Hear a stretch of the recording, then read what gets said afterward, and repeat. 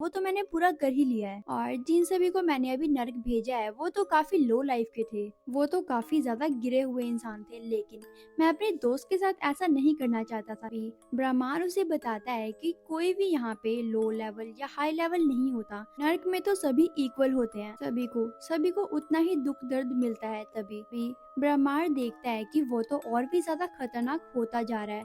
तभी वो उसके शोल्डर पे हैंड रख के बोलता है, जल्दी से उस नर्क को तुम भर दो ताकि वहाँ पे चिल्लाने और चीखने की आवाजें आए, तभी वो नर्क लगेगा। तभी विक्रम भी कहता है, हाँ ये तो बात सही है, अगर वहाँ पे ज्यादा लोग होंगे, उनकी चीखने की आवाज आएगी, तभी वो नर्क लगेगा। तभी विक्रम अपने आप को शीशे में देखता है, उसकी आंख तो अभी भी काली होती जा रही थी। तभी ब्रह्मांड उसे कहता है कि जितनी बार मैं तुम्हारे साथ आता हूँ, तुम्हारे साथ रहता हूँ, तो मुझे नई नई चीजों के बारे में पता चलता है कि तुम कितने मेरे जैसे हो। तभी ब्रह्मांड कहता है कि मैंने कुछ नोटिस किया है तुम में, जब तुमने अपनी सौतेली माँ को नरक में भेजा तो तुम्हारे दिल में बिल्कुल नफरत ही भरी हुई थी, लेकिन जब तुमने अपने दोस्तों को नरक में भेजा ऐसा लग रहा था कि तुम खुद से नफरत करते हो। तभी वो अपना चश्मा साफ करते हुए कहता है कि मैं कभी भी इमोशंस में तो नहीं बहता। तुम्हें ऐसा इसलिए लगा होगा क्योंकि पहले के बारे में मैं सोच रहा था कि पहले की जिंदगी मेरी कैसी थी, ये लोग मुझे बुली करते थे और मैं इन्हें कुछ भी नहीं कह पाता था, बस रो के आ जाता था। मैं तो बस ये सोच रहा था कि मैं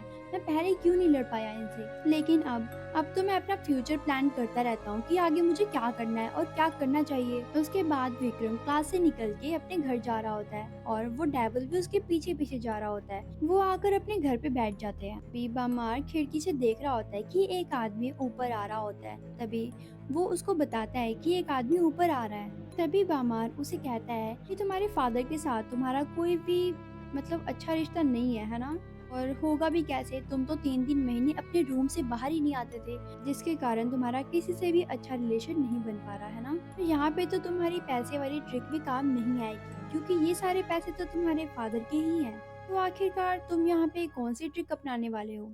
तभी विक्रम कहता है कि नहीं, मैं यहाँ पे कोई ट्रिक नहीं यूज करूंगा। तभी बामार उसे कहता है, अब तो हमारी दोस्ती मजबूत होती जा रही है। तभी तभी विक्रम बताता है कि उसके फादर की एक इंश्योरेंस कंपनी है, उनका तो काम सभी को धोखा देना है।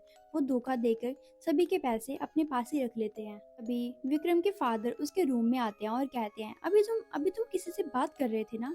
और वो कहते हैं कि तुम तो 3 3 महीनों के लिए अपने रूम में बंद ही हो जाते हो और बस वीडियो गेम्स खेलते रहते हो, क्या तुम सच में पागल तो नहीं हो गए हो? मुझे तो लगता है कि तुम अपनी माँ की तरह ही बेवकूफ और कमजोर हो। तभी जिनवू अपनी जेब से वो चाबी निकालता है जो कि रेड ग्लो कर रही थी। तभी वो दिखाता है डेविल को कि मैंने कहा था ना कि मैं कोई ट्रिक यूज नहीं करूंगा, तुम खुद ही देख लो, ये खुद ही रेड ग्लो कर रही है। और कहता है कि मेरा बाप है ही ऐसा, उनका तो काम ही है धोखा देना। तभी उसके फादर कहते हैं, क्या क्या कहा तूने अभी? तभी उसके फादर विक्रम को थप्पड़ मारने ही वाले होते हैं। तभी विक्रम उस गेट को एक्टिवेट कर देता है और वहाँ पे अजीब सी बिजली कड़कती है, एकदम से नरक का दरवाजा आ जाता है। तभी वो अपने मन में सोच रहा होता है कि आखिरकार ये इंसान इतना घटिया कैसे हो सकता है, इसने उसकी माँ को भी धोखा दिया और काफी सारे लोगों को, सबसे बड़ी बात तो लड़कियों को भी धोखा दिया। और यही सेम चीजें वो अपने ऑफिस में भी करता था, सभी को परेशान करता था, मारता था, धोखा देता था, ये तो उसकी आदत ही बन चुकी थी। तभी विक्रम उस चाबी को एक्टिवेट कर देता है। फिर उसके फादर के साथ भी सेम वही होता है जो कि उसके फ्रेंड्स के साथ हुआ होता है। वहाँ पे सांप आते हैं और उसको अंदर ले जाते हैं। तभी विक्रम कहता है कि तुम्हारी असली जगह उस नर्क में ही है। तभी ब्रह्मांड देख रहा था अपने टैबलेट से कि उसका नर्क धीरे धीरे बढ़ता ही जा रहा है। यहाँ पे उन लोगों ने जैसा प्लान किया था बिल्कुल वैसा ही हो रहा था। तभी विक्रम अपनी फैमिली फोटो देख रहा होता है। तभी वो डेविल कहता है कि अब आगे क्या प्लान है तुम्हारा? क्या तुम्हारा अभी और कोई भी दुश्मन है जिसको तुम नरक में भेजना चाहते हो, या फिर जिन लोगों ने धोखा दिया उनको तुम नरक में भेजोगे? आखिरकार बताओ तो सही, तुम करने क्या वाले हो? तभी विक्रम कहता है, वैसे तो मेरा सारा बदला पूरा हो चुका है और मैं अपने आप को सरेंडर करने वाला हूँ। और वो उसको अपना फोन दिखाता है जिसमें उसने इमरजेंसी नंबर डायल कर दिया होता है। तभी वो पुलिस स्टेशन जाता है और सारी बात बताता है कि कैसे उसके मॉम और डैड गायब हो गए। तभी वहाँ पे एक मैसेंजर आता है, वो ब्रह्मांड को कहता है कि आपको लूसीफर ने बुलाया है। तभी वो अपने मन में सोचता है आखिरकार लूसीफर को पता लग ही गया ये एक नर्क बन ही चुका है, इसीलिए उन्होंने मुझे बुलाया होगा, और वैसे भी मैं यहाँ पे बोर ही तो हो रहा था। तभी वो एक पोर्टल खोलता है और वहाँ पे पहुँच जाता है। तभी हम देखते हैं लूसीफर ने वहाँ पे काफी सारे मेंबर्स को बिठा रखा था। यहाँ पे सभी लोग ब्रह्मार की वेट कर रहे होते हैं। तभी गेट खुलता है और ब्रह्मार वहाँ पे आ जाता है। तभी सभी देख के खुश हो जाते हैं कि यहाँ पे ग्रेट डीमन ब्रह्मार आ चुका है, कि 20वीं नर्क जिसके मालिक ये हैं ये आ चुके हैं। तभी ब्रह्मार टेबल पे देखता है जहाँ पे सारे के सारे वो वाले डीमंस थे जो कि उसके साथ कंपेयर किए जा सकते थे। ब्रह्मार अपने मन में सोच रहा होता है कि आखिरकार मुझे ऐसे क्यों बुलाया गया है, वैसे तो हम इकट्ठे ऐसे इस तरह तो नहीं मिलते थे। तभी लूसीफर उसे हाथ ऐसे करते हुए बताता है कि तुम यहाँ पर बैठ जाओ। यहाँ पे ब्रह्मार काफी लेट आया था। तभी वो कहता है कि कोई मुझे बताएगा कि यहाँ पे चल क्या रहा है। तभी तभी लूसीफर गुस्सा होता है और कहता है हमारे सभी क्वेश्चंस का आंसर तुम्हें मिल जाएगा, लेकिन पहले तुम बैठो। भी ब्रह्मार समझ जाता है कि आज लूसीफर का मूड सही नहीं है, तो ये इससे पहले मुझे कुछ कहे तो मुझे बैठ ही जाना चाहिए। तभी यहाँ पे हायर डीमन गार्गामोंगा कहता है यहाँ पे कोई भी अपनी मर्जी से नहीं आया है, सभी को यहाँ पे बुलाया गया है। और वो उसे बताता है कि हम सभी रिजर्व हेल के दावेदार हैं और हम सभी इक्वल हैं। तभी ब्रह्मांड अपने मन में सोचता है कि क्या इसके बारे में तो मैंने कभी नहीं सुना पहले, और ना ही मैंने रिजर्व हेल के बारे में सुना है। भी ब्रह्मांड लूसीफर से पूछता है कि बैकअप हेल इसका क्या मतलब है। तभी वो बताता है कि यहाँ पे कुछ दिन पहले मैंने 12 डीमंस को यहाँ पे बुलाया था। मैंने सभी को बोला था कि तुम एक नर्क बनाओ जिसके तुम राजा बन सकते हो, लेकिन मैंने ये तो नहीं कहा था कि मैं सभी हेल को एक्सेप्ट कर लूंगा और ऑफिशियल हेल बना दूंगा।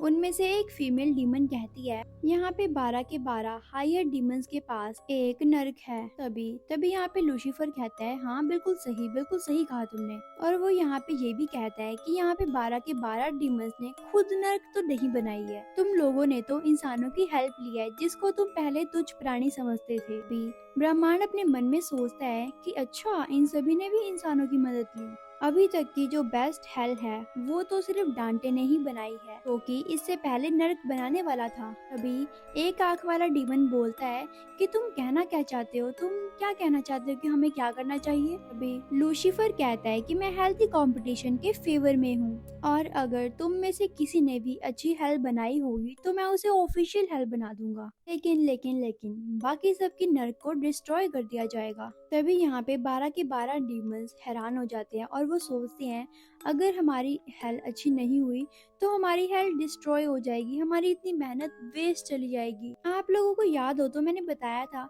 अगर वो हेल भी डिस्ट्रॉय होगी तो जो उसका बॉस है वो भी डिस्ट्रॉय हो जाएगा, मतलब कि मर जाएगा। और यहाँ पे लूसीफर बहुत ही ज्यादा खतरनाक है, तभी उसने ऐसी गेम खेली थी। और मैंने आपको पहले भी बताया था कि जहाँ पे शैतान होता है वहाँ पे कोई भी चीज इजीली तो नहीं होती। तभी हम देखते हैं विक्रम को जो कि अभी भी पुलिस स्टेशन में बैठा हुआ था। यहाँ पे वो पुलिस वालों को कंफ्यूज करने के लिए पुलिस वालों के पास आया था ताकि वो अपने पेरेंट्स की रिपोर्ट लिखा सके कि वो मिसिंग है। तभी हम देखते हैं उन चारों बच्चों के पेरेंट्स पुलिस स्टेशन में आते हैं और बोलते हैं कि तुम लोगों ने अभी तक हमारे बच्चों को नहीं ढूंढा, तुम कर क्या रहे हो, जल्दी ढूंढो। तभी हम देखते हैं विक्रम के पास एक डिटेक्टिव आता है कि हाथ में हथकड़ियां थी, और वो आकर विक्रम से पूछता है कि तुमने आखिरकार किया क्या है। तभी विक्रम अपना सिर नीचे करके कहता है कि ये लोग तो मेरा कुछ भी नहीं बिगाड़ सकते। तभी हमें दिखाया जाता है कि एक शहर से 6 लोग गायब हुए हैं, वो भी एक ही एरिया के, और उनमें तो एक ही कॉमन लिंक है, वो है विक्रम। और वो सोचता है कि चाहे ये लोग कुछ भी कर लें, चाहे मैं कॉमन लिंक ही क्यों ना हूँ इन सभी के बीच में, लेकिन ये लोग ये प्रूफ नहीं कर सकते कि ये सब कुछ मैंने किया है। और वैसे भी ये लोग प्रूफ करेंगे भी कैसे, इनके पास सबूत आएगा भी कैसे, क्योंकि मैंने तो नर्क का दरवाजा खोला और वो सभी लोग तो नर्क में चले गए। और यहाँ पे तो कानून इतना स्ट्रिक्ट भी नहीं है कि इतने छोटे से काम को लेके वो किसी को भी जेल में डाल दे। तभी विक्रम अपने मन में सोचता है कि हाँ मैं कुछ देर में यहाँ से आजाद हो ही जाऊंगा। तभी वहाँ पे जो वो डिटेक्टिव होता है वो उस पे काफी ज्यादा चिल्लाता है और बोलता है तुम मुझे सच सच बता दो कि ये सब कुछ तुम ही ने किया है ना। लेकिन यहाँ पे विक्रम तो कुछ उसे बताता ही नहीं है। उसके बाद वो डिटेक्टिव अपने सीनियर को जाके बताता है कि मुझे नहीं लगता कि इसको कुछ पता भी है, ये तो बस एक नॉर्मल स्टूडेंट ही लग रहा है मुझे, क्योंकि ना ही इसके पास कोई हथियार है, ना ही कोई वेपन और कोई निशान भी नहीं है, तो मुझे तो नहीं लगता कि ये अकेले इतना सब कुछ कर सकता है। तभी वो डिटेक्टिव कहता है कि या फिर हमें इसे छोटे केस में डाल के जेल में भेज देना चाहिए या फिर इसे आजाद ही कर दो। तभी वो अपने सीनियर को कहता है कि मैं इसे कुछ बात करना चाहता हूँ, लेकिन बिना कोई सीसीटीवी कैमरे के उन सभी को ऑफ कर दो। तभी वो डिटेक्टिव उसके पास जाता है और कहता है, वैसे ये तो काफी ज्यादा बुरी बात है कि तुम्हारे मम्मी पापा गायब हो चुके हैं, जिसके कारण तुम्हें इस इन्वेस्टिगेशन से गुजरना पड़ रहा है।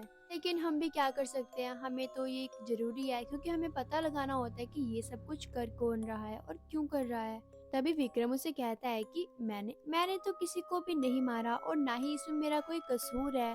तभी वो डिटेक्टिव उसे बोलता है कि हाँ बिल्कुल, मैं तुम पे यकीन करता हूँ कि हाँ तुमने किसी को नहीं मारा, लेकिन तुमने सभी को नरक में भेज दिया है। के बाद वो डिटेक्टिव विक्रम को एक चाबी दिखाता है जो कि होती है नरक की। तभी विक्रम उसे बोलता है वो एक लौता बिल्डर नहीं है कि उसने नरक बनाई है। तभी वो डिटेक्टिव उसे बोलता है कि मैं तुम्हें काफी देर से देख रहा हूँ, तो मुझे अब पता लग गया है कि तुम क्या करना चाहते हो और क्या कर चुके हो। विक्रम को तो इस बात का काफी ज्यादा शौक लगता है और वो कहता है, अरे यार मैं तो अपने कैरेक्टर में ही रहना भूल गया, मैंने तो उसको सब कुछ सच कबूल कर दिया। उस डिटेक्टिव को पता लग गया होता है कि हाँ इसने ही नरक बनाई है और इसने ही उन सभी को नरक में भेज दिया है। आगे क्या होगा, क्या विक्रम को जेल जाना पड़ सकता है? दूसरी तरफ जो लूसीफर है उसने जो कंपटीशन की बात की थी, आखिरकार वो कैसा कंपटीशन हो सकता है, आगे क्या होगा और कैसे होगा, ये जानने के लिए तो आपको इस चैनल को सब्सक्राइब करना होगा, लाइक करना होगा और ज्यादा से ज्यादा शेयर करना होगा और कमेंट करके मुझे जरूर से बताना कि आपको ये एपिसोड कैसा लगा। और अगर आपको कोई और एनिमे देखना है तो प्लीज गाइस आप कमेंट में मुझे जरूर से बताना। Thank you.